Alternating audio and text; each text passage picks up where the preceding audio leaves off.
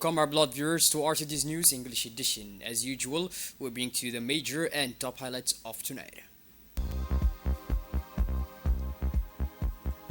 Djibouti and Saudi Arabia commit to sustainable cooperation, strengthening economic ties.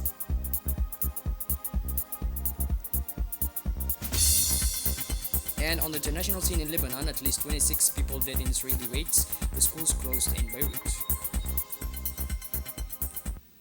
Those were the major and top highlights. Welcome back to our news from our beloved viewers. The President of the Republic, His Excellency Mr. Ismail Omar Guelleh, has extended his warmest congratulations to Mr. Abdulrahman Mohammed Abdullahi, recently elected President of the self-proclaimed Republic of Somaliland.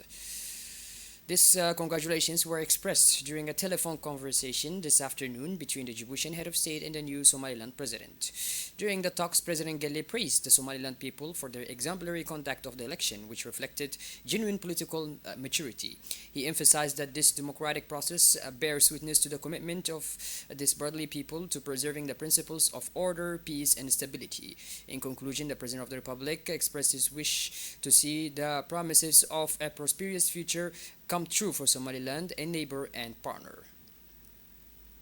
The Djibouti Minister of Economy and Finance in charge of industry, Mr. Ilyas Musa Dawali, was received by his Saudi counterpart, Mr. Faisal Ali Ibrahim, Minister of Economy and Planning, during a fruitful meeting in Riyadh in the presence of our ambassador, Daya ad-Din Bamakrama.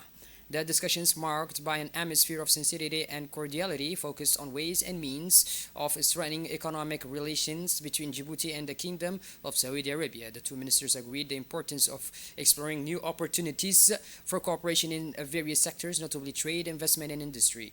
During the talks, Mr. Ilyas Musa Dawali underlined the Kingdom of Saudi Arabia's commitment to tackling global social, economic, and humanitarian challenges as part of its vision of 2030. Finally, both parties committed to continuing discussions future meetings with the aim of formalizing concrete arrangements and establishing a solid comparative framework for mutual economic development.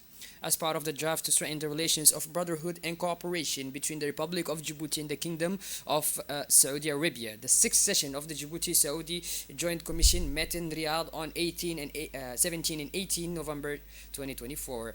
The meeting was chaired by the Minister of Foreign Affairs and International Cooperation and Government spokesman, Mr. Mahmoud Ali Yusuf, on behalf of Djibouti, and the Minister of Transport and Logistics, Engineer Saleh bin Nasser Al Jasir, on behalf of Saudi Arabia. The Minister of Foreign Affairs and International Cooperation, Mr. Mahmoud Ali Yusuf, hold the positive dynamic that characterizes Djibouti-Saudi relations. He stressed that the recommendations on the sixth session would give fresh impetus to the process of close collaboration and cooperation between the two sister countries. At the end of the meeting, the two parties signed the minutes of the sixth session of the Djibouti-Saudi Joint Commission. On Monday, 18th of November, the Ministry of Health launched the 2024 indoor residual spraying campaign at the Farahad Polyclinic in the Bul'os commune. The event was chaired by the General Secretary of the Ministry of Health, Mr. Muhammad Ali Muhammad, accompanied by the President of the Bul'os commune, Mr. Abdul Ghadir Iman. The ceremony was also attended by WHO Djibouti representative, Mr. Farhad Hassan Farah, the Director of the Priority Health Programs, Mrs. Munira Ali Ahmed, the General Director of INSPED, and the coordinator of the National Malaria Control Program. With the aim of reducing malaria mortality and eliminate it by 2030, the Ministry of Health, through the National Malaria Control Program, is stepping up its efforts to combat malaria through a number of initiatives, including indoor residual spraying. Thus, for the fourth consecutive time, the spraying campaign is taking place in the commune of Bul'os, particularly in Section 5, 3, 4, Ngela, Arheba, and Section 6 and 7, from 18 November to 28 December. This indoor spraying, using the latest technology latest generation products, will destroy mosquitoes in the Sunisish and the immediate environment. This new vector control technique has already proved its worth, and its effectiveness has been attested and recognized by the communities themselves. After thanking the government and its partners, the President of the Bul'os commune reassured that for the past 4 hours, team has been spraying the various high-risk neighborhoods and malaria is on decline in the commune. The General Secretary of the Ministry of Health called for an involvement of all stakeholders, particularly the community, in order to contribute effectively to this new virtuous dynamic aimed at curbing the spread of vectors. In his speech, the president of the Commune of Bil'os stressed the importance of this activity and thanked the government and its partners for implementing it on the ground. And for his part, the Minister of Health invited the beneficiary population to facilitate the work of the spraying agents and also to follow the necessary recommendations during these spraying operations. On 16th of November, the anniversary of Guinea-Bissau's independence, the creation of the armed forces and the cemetery of the Pan-African Independence hero were jointly celebrated. The day of celebrations began in the street named after the hero, Amilcar Cabral, which was refurbished for the occasion. It was attended by the President of the First Lady of Guinea-Bissau, the President of Senegal, the President of Gambia, the President of Congo, ministers and heads of delegation from the invited countries, several members of the Guinea-Bissau government, diplomats and other distinguished guests. The morning was punctuated by a parade of civilian and military troops and poignant official speeches paying tribute to African struggles for sovereignty and to the independence heroes who sacrificed their lives for the liberation of their countries. On Monday, 18th of November, a delegation from Djibouti led by the Minister Delegate for Decentralization, Mr. Qasim Harun Ali, made a strategic visit to Tripoli.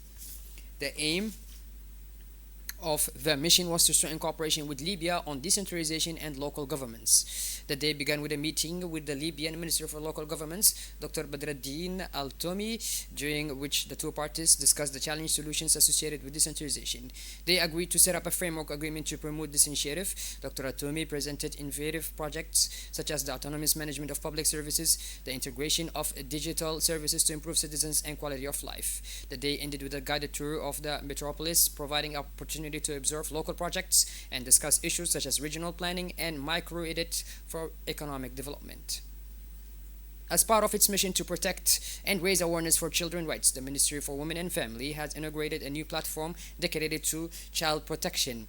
Thus, this initiative aims to strengthen mechanisms for protecting children's rights in close collaboration with the relevant authorities, such as the National Gendarmerie and the National Police. During an awareness-raising session organized at the Humbuli, pupils had the opportunity to learn more about their rights and the protection mechanisms in place for them. In the presence of representatives of the National Union of Djiboutian Women, the education sector, the National Police, the National Gendarmerie, a number of topics were discussed, including the dangers of using the internet in order to guarantee a rapid and confidential response. The Ministry of Women and Family has also launched a green line enabling children of witnesses of violence to alert the authorities while preserving their anonymity. On Tuesday, the National Commission of Communication, CNC, in partnership with the Ministry of Communication, brought to close a training workshop for photographs and image reporters from the print, broadcast, and digital media.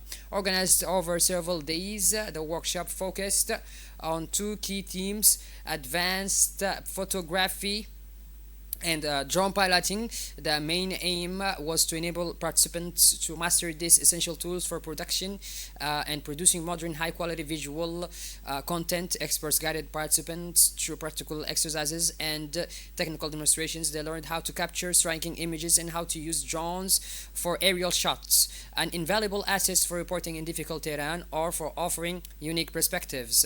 At the closing ceremony, CNC and the ministry officials stressed the importance of this type of training in meeting the growing demands of the media sector and bringing local practices into line with international standards. This initiative marks a significant also forward step for media professionals who now have traditional tools to enrich their journalistic work and other visually impactful images. Following this training course, which was an opportunity to pass on the basics to participants in terms of photographers and image reporters from the print, audiovisual, and digital media, more advanced training will soon be organized in the same context. More than 30 participants from the various media organizations took advantage of this valuable opportunity. The meeting room of the Secretary of State for Sports hosted a tripartite meeting on Tuesday, bringing together representatives of the Secretary of State for Sports, the Prefecture of Arta, and the Independent Regional Commission for the Prevention and Fight Against Corruption. The aim of this meeting was to finalize preparations for the 18th edition of the Arta Walk, scheduled for Friday, 29th of November 2024. Chaired by Mrs. Khadija Ibrahim Idris, General Secretary of the Secretary of State for Sport, the meeting addressed key issues such as logistics, the developments of trails, literacies, entertainment, security, and communication to continue this collaborative dynamic. The next meeting is scheduled for Sunday, 24th of November in Arta under the aegis of the Regional Prefect.